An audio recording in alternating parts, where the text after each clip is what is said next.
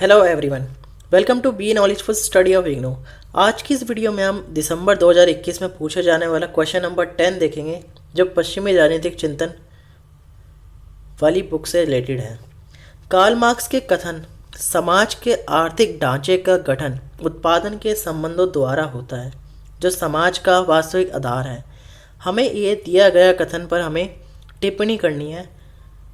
Comment on Karl Marx's statement that the economic structure of society constituted by its relations of productions in the real foundation of society।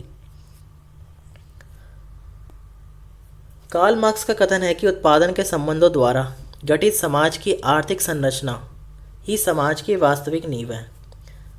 उनके मूलभूत विचार को समाहित करता है कि किसी समाज में आर्थिक प्रणाली संपूर्ण सामाजिक व्यवस्था को आकार देने में मौलिक भूमिका निभाती है। कार्ल मार्क्स के अनुसार उत्पादन का तरीका, जिसमें उत्पादन के साधनों का स्वामित्व और श्रमिकों और पूंजीपतियों के बीच संबंध शामिल है, समाज के संगठन को निर्धारित भी करता है और मानव जीवन के विभिन्न पहलुओं को प्रभावित करता है।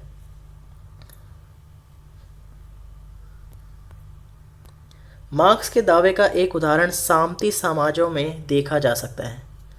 मध्य युगीन यूरोप में प्रचलित सामंतवाद की विशेषता एक पदानुक्रमित संरचना थी, जिसमें सामंती प्रभुओं के स्वामित्व वाली भूमि पर भूदास काम करते थे।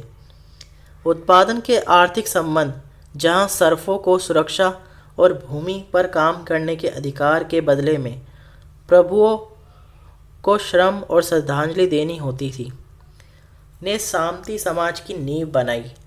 राजनीतिक सत्ता, कानूनी व्यवस्था और सांस्कृतिक मानदंडों सहित संपूर्ण सामाजिक व्यवस्था इस आर्थिक संरचना के इर्द गिर्द घूमती थी।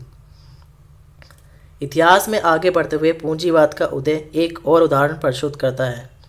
पूंजीवादी समाजों में उत्पादन के आर्थिक संबंध उत्पादनों के साधन जैसे कारखाने, भूमि और संसाधन के निजी स्वामित्व पर आधारित हुए करते थे।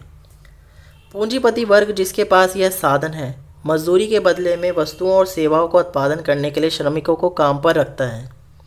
यह आर्थिक संरचना पूंजीवादी समाजों की नींव बनाती है।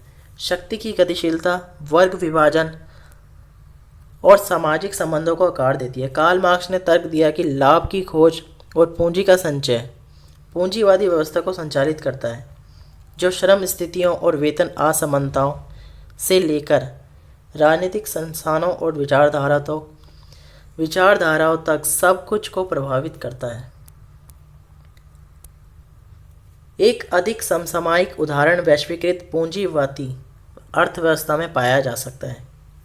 बहुराष्ट्रीय निगमों और उनकी आपूर्ति श्रृंखलाओं सहित उत्पादन के संबंधों द्वारा बनाई गई आर्थिक संरचना विभिन्न देशों और क्षेत्रों के बीच गतिशीलता को आकार देती है। विकासशील देशों में श्रम का शोषण, जहां श्रमिकों को अक्सर कम वेतन और खराब कामकाजी परिस्थितियों का सामना करना पड़ता है, अधिकतम लाभ कमाने की चाह रखने वाले बहुराष्ट्रीय निगम की आर्थिक अनिवार्यताओं से प्रेरित है। यह आर्थिक आधार वैश्विक शक्ति संरचनाओं और अंतर्राष्ट्रीय व्यापार समझौतों और यहाँ तक कि पर्यावरण नीतियों को भी प्रभावित करते हैं। मार्क्स का कथन इस धारणा पर प्रकाश डालता है कि उत्पादन के आर्थिक संबंध केवल समाज के पृथक पहलू नहीं है, बल्कि अंतर्निहित ढांचा है, जो व्यापक सामाजिक व्यवस्था को निर्धारित और प्रभावित करते हैं। यह समझकर कि आर्थिक संरचनाएं समाज को कैसे आकार देती है, मार्क्स ने इन संबंधों से उत्पन्न होने वाली अंतर्निहित असमानताओं और शक्ति असंतुलन का विश्लेषण किया और आलोचना करने की कोशिश भी की, जबकि मार्क्स के विचारों की वैधता और प्रयोज्यता समय के साथ बहस और संशोधन का विषय रही है।